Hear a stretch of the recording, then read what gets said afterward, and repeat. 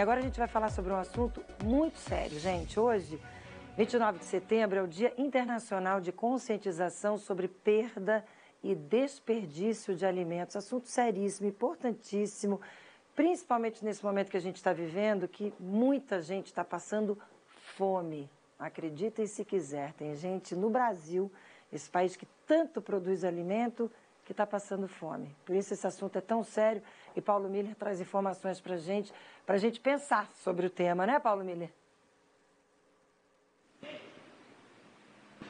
Pensar bastante, né, Márcia? Até por conta, tu falou, né, muita gente no Brasil passando fome também, né? A gente tem a própria questão da guerra entre Ucrânia e Rússia, que causou, né, de certa forma, um desabastecimento de alimentos também no mundo, né? Muitos países tiveram dificuldades aí com relação à aquisição de alimentos. E daí, por um outro lado, a gente tem a questão do desperdício, né, e da perda desses alimentos. A gente tem alguns dados aqui, ó, para a gente ver como esse problema ele é bastante sério e complexo. 1/3 de todos os alimentos que se produzem no Brasil são perdidos. E além da perda do próprio alimento, a gente tem toda a perda daquilo que foi usado para produzir esses alimentos, né? A água, a terra, os insumos, que são perdas diretas e indiretas também. Um outro dado bastante curioso é que a perda de alimentos aí e o desperdício, ele provoca 8% de toda a emissão de gases de efeito estufa que a gente tem no mundo.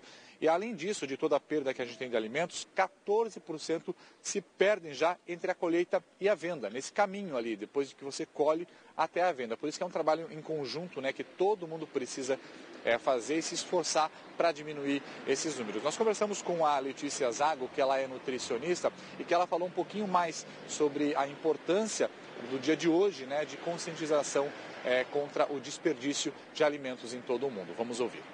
As últimas pesquisas nos mostram que nós temos cerca de 125 milhões de brasileiros e que enfrentam algum grau de insegurança alimentar, ou seja, são pessoas que não têm acesso regular e permanente a alimentos de qualidade em quantidade suficiente para todas as pessoas da família.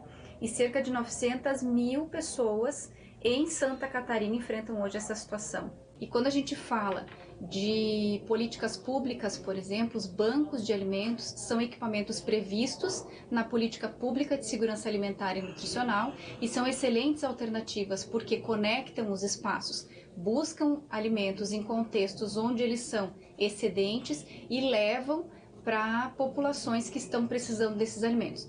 E o programa Mesa Brasil é a maior rede de banco de alimentos da América Latina e é desenvolvido pelo SESC em todos os estados do Brasil. Só nesse ano nós já distribuímos aqui no nosso estado, em Santa Catarina, mais de 2 milhões de quilos de alimentos para 480 organizações sociais sem fins lucrativos, beneficiando mais de 65 mil pessoas em vulnerabilidade social. Tá aí, né?